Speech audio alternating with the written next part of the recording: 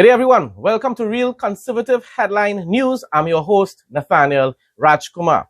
TTT reported 125 IDF accredited diabetes educators recently graduated.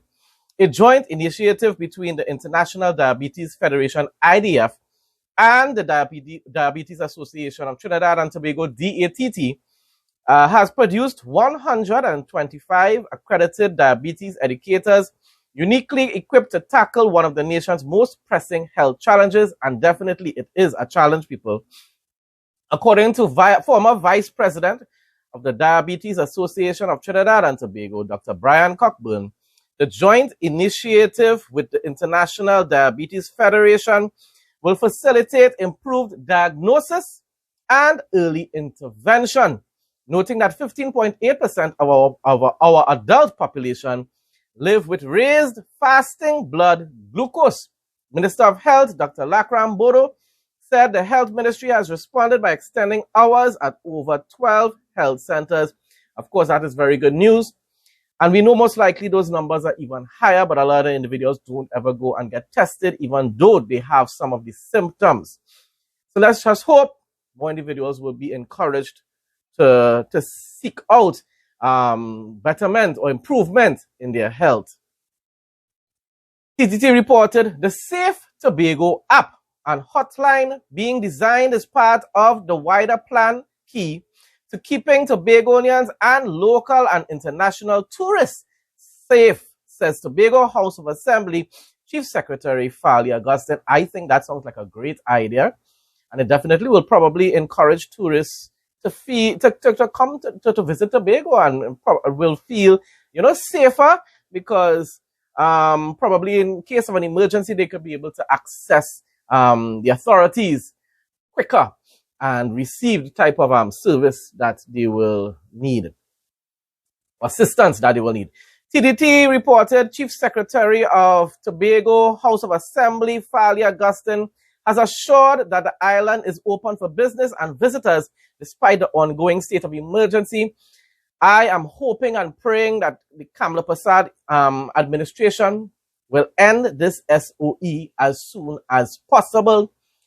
You cannot deal with the crime issue here in Trinidad and Tobago by using an SOE. Crime is a long-term issue.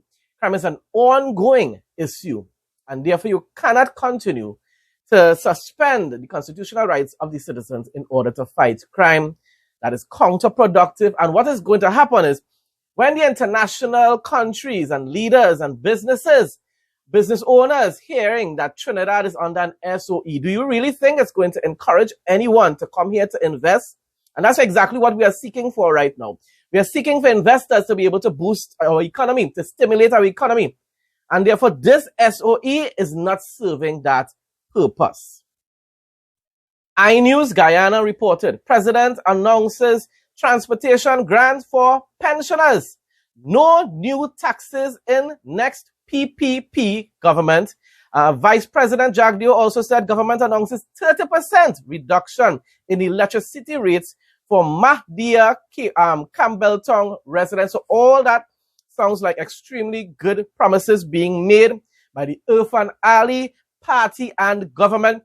I continue to hope and pray that the citizens of Guyana will make the right choice by giving Irfan Ali a second term in office. Guyana Chronicle also reported, as Guyana's economy continues to grow, the government remains committed to uplifting families by integrating 100,000 women into the workforce, people.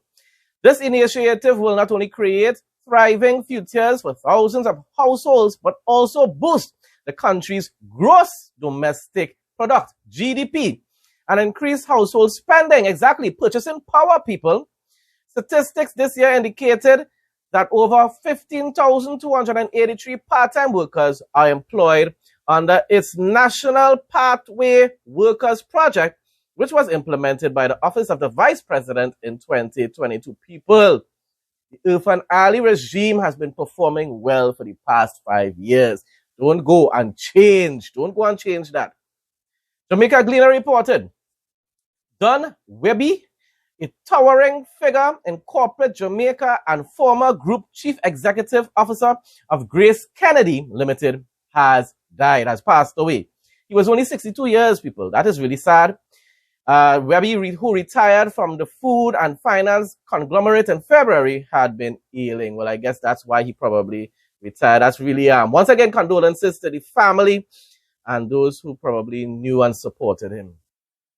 Fox News posted this interesting post, and this is why I'm posting it here or reading it here in this headline version of my news report. Fox News says an urban explorer has uncovered a hauntingly preserved resort town in Japan, where towering hotels sit crumbling along a riverside cliff. I saw the picture of it. It looks, wow, amazing, but it looks like something out of a movie.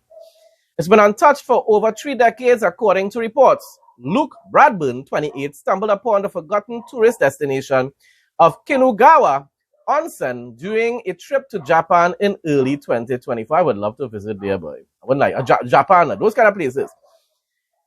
While his original goal was to document the Fukushima exclusion zone, Bradburn ventured beyond the area and found a ghost town.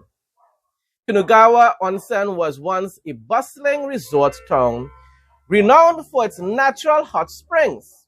It began to decline in the early 1990s during Japan's economic downturn. As tourism died, many hotels shuttered, but due to the country's strict property laws, the buildings were never demolished. And in a way, that's good because now it's almost like a historic site. Many remain in legal limbo after owners either died without their heirs or disappeared altogether, according to SWNS. Folks, that brings us to the end of today's news headlines. Thanks again to everyone who continues to support my content. Like, comment, share. Stay blessed and stay safe, people. In Jesus' name.